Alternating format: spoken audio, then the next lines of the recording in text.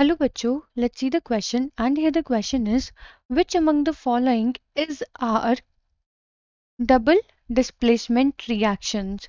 हमें बच्चों इस क्वेश्चन में बोला गया है, हमें बताना है कि इन चारों में से कौन सी डबल डिस्प्लेसमेंट रिएक्शन है। तो चलिए बच्चों करते हैं इस क्वेश्चन को। So first of all let's see the key concept for this question. So basically बच्चों अगर हम बात करें, यहाँ पे बात हो रही है डबल डिस्प्लेसमेंट रिएक्शन की। Double displacement reaction. तो बच्चों डबल डिस्प्लेसमेंट रिएक्शन किस टाइप की रिएक्शन होती है हमारे लिए? ये ऐसे टाइप की रिएक्शन होती है बच्चों जिनमें दोनों ही स्पीशीज एक दूसरे को एक्सचेंज करती हैं। फॉर एग्जांपल अगर हमारे पास कोई ए बी सब्सटेंस है, वो रिएक्ट कर रहा है सी डी सब्सटेंस के साथ, तो वो बाद में फॉर्म कर लेगा ए सी प्लस बी डी। यानी कि बच्चों यहाँ पे जो सी था, अगर आप यहाँ पे देखें ए सी के साथ कंबाइन हो गया, बी डी के साथ कंबाइन हो गया, यानी कि दोनों ही स्पीशीज ने एक दूसरे को क्या कर दिया है, डिस्प्लेस कर दिया है। तो ऐसी टाइप रिएक्शन को हम क्या बोलते हैं, double displacement reaction.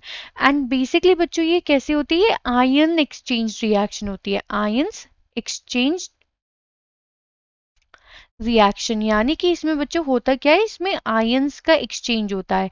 For example बच्चों अगर ये हमारा A प्लस है तो ये C माइनस रहा होगा, ये अगर हमारा B माइनस है तो ये हमारा D प्लस रहा होगा। जनरली बच्चों अगर हम देखें तो हमें इसे इस तरीके से लिखना चाहिए, DC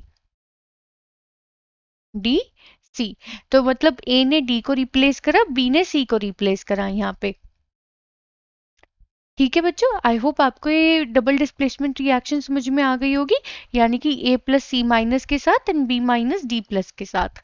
अब अगर हम हर एक रिएक्शन को एक एक करके चेक करें तो यहाँ पे फर्स्ट रिएक्शन है हमारे पास PB प्लस CuCl2 और ये कन्वर्ट हो रही है किसमें, PbCl2 प्लस कॉपर में।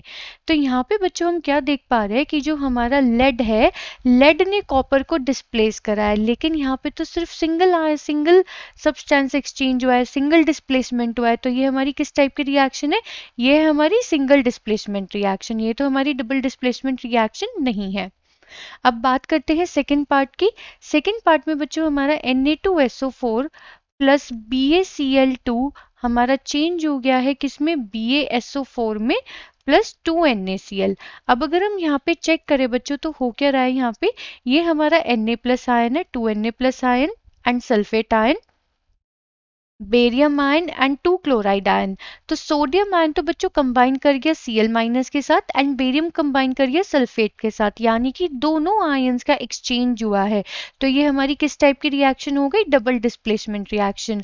एंड क्वेश्चन में बच्चों हमसे क्या पूछा गया है, डबल डिस्प्लेसमेंट रिएक्शन के बारे में।